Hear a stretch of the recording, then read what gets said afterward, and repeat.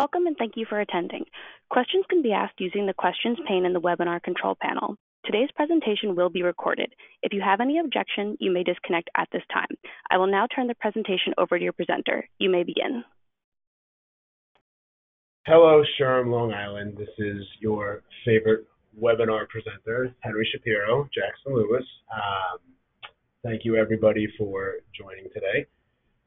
We are going to dive in on this wonderful, frigid January day to what is coming for New York City. And for those of you who say, we don't have operations in New York City, why do I care?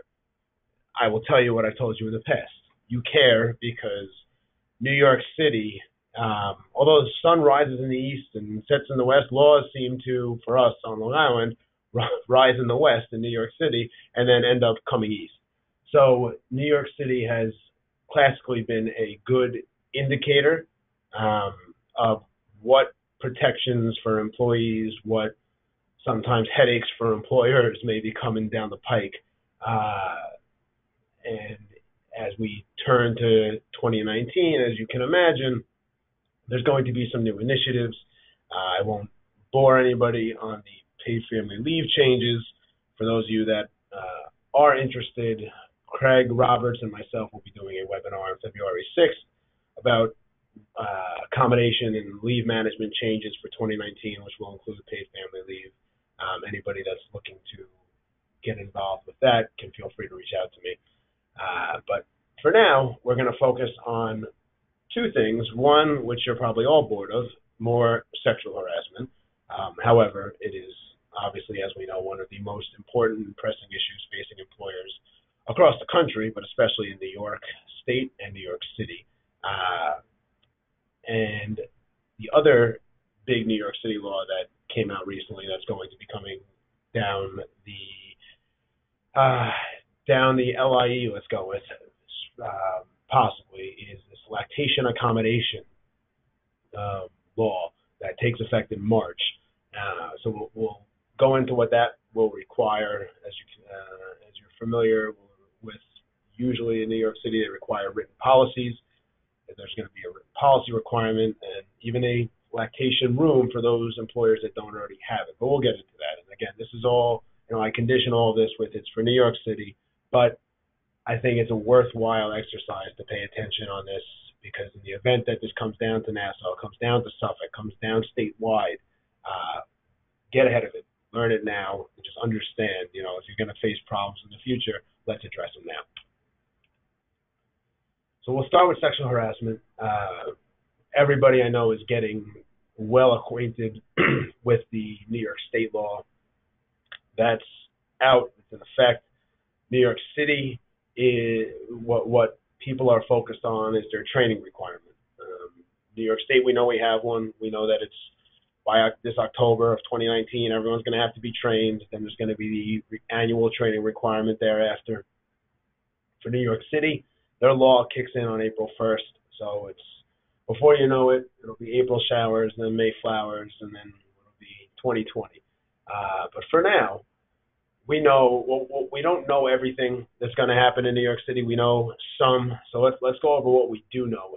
And at the end of 2018, they came out with some FAQs, New York City did, that address more of the sexual harassment requirements, what we would expect.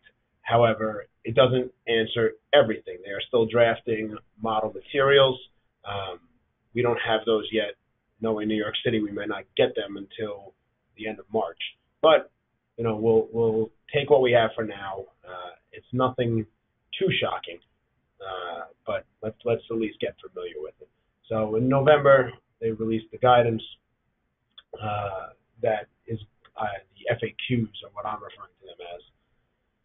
It applies to New York City employers with at least 15 employees. Again, this part will be more focused on just new people who have, or employers who have New York City operations, because everybody's going to be somewhat covered by the New York State overlap with New York City, because we're all following the New York State requirements.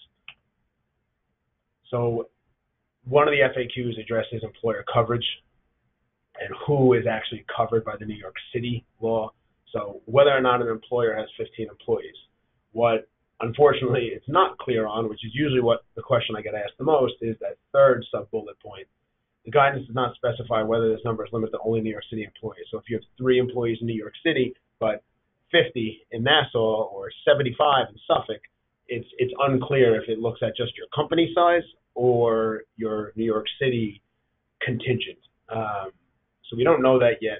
I would anticipate we'll get some more clarity prior to April 1. But for determining the 15, the employer must look back at the number of employees employed at any point during the previous calendar year. So we're going to be looking back at 2018 to determine who was covered for the New York City requirements. If the employer had 15 employees at any time in the previous year, it will be subject to the training requirements. The other interesting piece that New York State doesn't go into, but here in the city, independent contractors are counted as employees in the calculation to determine the amount of employees needed in order to be subject to the training requirement. So if you primarily are an operation that uses several independent contractors, when determining your size, the sexual harassment training requirement in New York City, you're going to have to count those contractors. So you're not going to redefine them as employees, assuming they're properly classified as independent contractors. However, you will have to factor them into your count as you try to get above or stay below the 15 number threshold. So which employees are included? Part-time, short-term, call it what you want, your seasonals, your temporary. They're going to look at the 2 sub-bullet criteria. If they work more than 80 hours in the calendar year and they work for at least 90 days. So there's going to be difficult fringe scenarios where we may not know if they're going to work more than 90 days. Those are the kind of situations where if you have a large group of those type of employees, it's probably worth a conversation with counsel to determine, hey, are we covered by this law? Hey, do we have to train these employees? As you can imagine, the best practice, as I'm sure you've heard from any attorney you've ever spoken to, is training is always typically better. Advise people, have them sign acknowledgments, cover themselves, let people find out what they can and can't do. It's always going to be an Exhibit A or an Exhibit B when you're responding to an administrative charge or to a lawsuit. Hey, look, this person got training. We did our part. It's a good piece of your defense strategy. The guidance is unclear as to whether this calculation is based on time worked for the employer or length of employment in New York City. So no surprises. New York City comes out with about a 3 or 4 page FAQ document, but it's not entirely clear. So we will wait. We will see if we get more documentation. I would love to tell everybody that it's absolutely going to happen. I can't guarantee it. As somebody who became very well versed in paid family leave, where there was a severe lack of clarity, and it's coming from the state level, and it still hasn't been entirely cleared up. Unfortunately, New York State, New York City are not too different when it comes to making sure they cross every T and dot every I. And then the third bullet point is something I also wanted everybody to kind of pay attention to. An employer is required to train independent contractors who have performed work in the furtherance of the business for more than 90 days and more than 80 hours in the calendar year. So again, just because you treat them as an independent contractor, assuming you classify them properly and they are not an employee, a separate analysis, but assuming that that's all correct, you're still training your independent contractors. And there's good things and there's bad things about that. Obviously, a good thing is what I just said before. They will understand your policies. They will understand what they can and can't do, what they should and shouldn't do. So it's good. Knowledge is power. That's great. The bad is it's more you have to do, and you might possibly lose relationships with independent contractors and say, I'm not going through that. And that's fine, because for all good employers, they're going to lose all their work in New York City because they're going to have to follow these requirements. Frequency in the training, all employees, and again, we put employees in quotations because it's the independent contractors that span the required hours and days worked time frame are, for the purpose of the law, technically considered an employee as far as for training under New York City's sexual harassment guidance. However, I'm not telling you that they are employees as well for purposes of how you pay them and how you treat them within your company. subject to be trained. So these people must be trained every calendar year. So again, it's going to be an annual training requirement. Training employees within 1 year of their last training is not sufficient under the guidelines. This was also a little bit unclear. Timing-wise, I suppose you can come up with a scenario where an employee wouldn't be trained every calendar year, where an employee, would be trained every calendar year, yet it may or may not be within 1 year of their last training. So you should work off of always train, make sure everybody is trained every calendar year. So 18 or 19, 20, 21, 22, as we move forward, train them every calendar year. And you can work out scheduling that makes sense with your departments. Record keeping, this is all things that you should already be doing. There's nothing really new here. There's new requirements, but it's something that I would hope every good employer is already taking advantage of. Keeping records of trainings, including signed employee acknowledgments for at least 3 years. You should always keep your employee acknowledgments in there. If you have a separate folder or a personnel file, store those. Again, those are always key in defending against former employees bringing actions or even current employees bringing actions. The signed acknowledgement may be electronic. Just make sure we have it stored and saved somewhere. We don't want to lose those. You must post the required sexual harassment notice in English and Spanish. This has been around. We knew about this. Posters should be located in the same place you put all your other posters, where your minimum wage, your FMLA. Posters should be up there. Electronic postings are permitted only when physical postings are not practical, or the situation you'll normally see that in is where everyone's not reporting to an office. There's no central base. Maybe you have people constantly traveling, constantly on the road, a construction company where they're at job sites. They're never really in the main office. The point is to get this out in front of your employees, not to hide it behind a wall and behind the refrigerator in the kitchen where nobody comes to your office. And the fact sheet, which was required to be given out on September 6th of last year, must be given within the first week of work for new hires. I would recommend just making it part of your new hire documentation or your orientation paperwork that an employee will get when they are onboarded.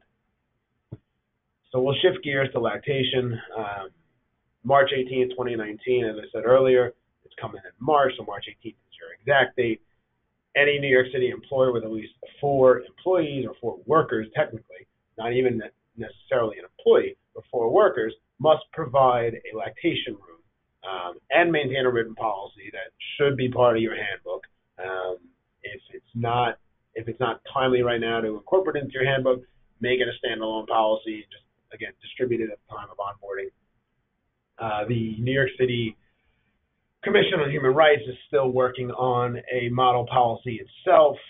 We are waiting to see what that will say, and then Jackson Lewis, our office, will craft our own version based on what the model requires, maybe slightly more protective. But we want to see what New York City feels must be included first. So a lactation room, you can read the quote, but basically it's going to be a private, clean room that's going to have access to a couple of things: an electrical outlet for any equipment that must be used, which could include a breast pump or other personal items. You're going to need a surface or some kind of table in there, and clean, sanitary, and nearby access to running water. You don't have to have running water in the room. I am not asking you guys to put in a master bathroom in your offices, but have it. What you don't want is to have running water 2 floors away. Need to take an elevator.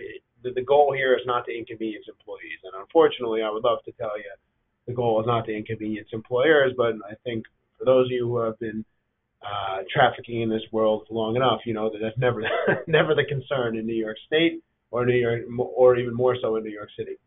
The lactation room must be provided in reasonable proximity to an employee needing to express breast milk work area. This is, reasonable is one of the best legal words in the world because it's hard to define. It's the classic "it depends" answer. So to say what reasonable proximity is, obviously there's nothing out there further defining this. This is so new, but we will cross that bridge. If more guidance comes out, maybe it'll address it, but we will cross that bridge as employers actually have to implement these lactation rooms. Refrigerator must be provided close to that employee's work area. That's obviously for storage of expressed breast milk. The room designated as lactation room may be used for another purpose when the employee is not using it to express breast milk. So I've had clients already ask me, can we use a conference room? Can we use a spare office? There's nothing that seems to prohibit that. Obviously, I would be very concerned to make sure there's no kind of windows or any way for not the employee not expressing the breast milk, anybody else, to access that room when it's being used. So there's going to be a cloud of privacy that must be over this room. But we only know very little right now. But as you figure out how you are going to implement the room, it's a discussion that can be had, whether it's with an architect or whoever is your building manager or with your attorney, to determine maybe something you already have is good enough. If maintaining a lactation room would pose an undue hardship to the employer must engage in the constructive or cooperative dialogue, which is something that I covered a few months ago on this webinar, which is essentially the reasonable accommodation process that we all know and love from the Americans with Disabilities Act, the New York State Human Rights Law, the New York City Human Rights Law. It's that fancy interactive process. Essentially, it's mostly the same, but now you're putting it in writing. Not a bad practice, not something that an attorney is going to hate, because it actually is a smart idea. You're not going to get me to say that often, but it's a smart idea to write down this back and forth process. It's cumbersome, it's frustrating, it's time consuming. I understand all of those things. It could be an administrative headache. I'm not disagreeing. But as far as a practice to show that you did engage in this interactive process, that's a great document to have to produce in a potential litigation, or produce to the EEOC or the State Division of Human Rights to show we didn't discriminate on the basis of disability. Look what we did. Here's this interactive process. This is the emails back and forth. These are the memos of the conversations back and forth. All good things. But the cooperative dialogue, again, it's just a fancy way of putting the New York City's requirement to put this in writing, this back and forth process, the accommodations floated out, why we could give an accommodation, why we may not be able to give an accommodation, and then that final sub-bullet point, why finally the accommodation was all accommodations were either granted or denied, and what we ended up settling on and why. The new law will require employers to establish a written lactation room policy. As I said earlier, we're waiting for a model from New York City. They purport to be working on one. We will wait to see what they include. Right now, we know very little. It could be a very short policy, just basically outlining that there's a right to a room, that a room either exists or will exist if needed, and how it can be requested, which, as you'll see, is the third bullet point. Requesting the room, and this will be set forth in the policy, I imagine, from New York City. If not, I imagine Jackson Lewis will set forth these guidelines in its policy, because we want employees to know how to go about getting or requesting the lactation room. Sure, it may be as simple as going to your human resources department and asking about it, but there's specific guidance set forth by New York City right now, which is, as you see on this slide, specify the means by which an employee may submit a request. Doesn't clarify whether or not it must be in writing. It could be verbal. Obviously, we always prefer writing, so we have a record. Require that the employer respond to the request in a reasonable time. Again, there's that word reasonable, but not to exceed 5 business days. Provide a procedure to follow when at least 2 individuals need to use the room at the same time. So now we're addressing it. Actually, it's forward thinking and contemplating potential problems. If you have 2 mothers or 3 or even 4 or more mothers that are need the access to the room, there's going to have to be some kind of scheduling, assignment. State that the employer must provide reasonable break time for an employee to express breast milk. That's kind of just a recap of what's already in the labor law, as you see. So, wrapping up, what you should take away from these wonderful 20 minutes of your life that you donated to me is I want you to stay ahead of the sexual harassment guidance. I'm sure anybody that's attended the breakfast series, the legal update dinners, these webinars, knows how big of an issue sexual harassment is becoming. Plaintiffs' attorneys are looking everywhere for it. It's all too common right now of a claim. And how do you refute against it? How do you guard against it? You take these steps. You get ahead of things. You have your policy. You do your trainings. You make sure that everybody is following the rules. You discipline accordingly to those who don't. You investigate when necessary. you take every complaint seriously. Things that have been pounded into your head for weeks and months and years of your life, do those things to protect you and your company. The Commission on Human Rights, as we said, is going to come up with a model policy.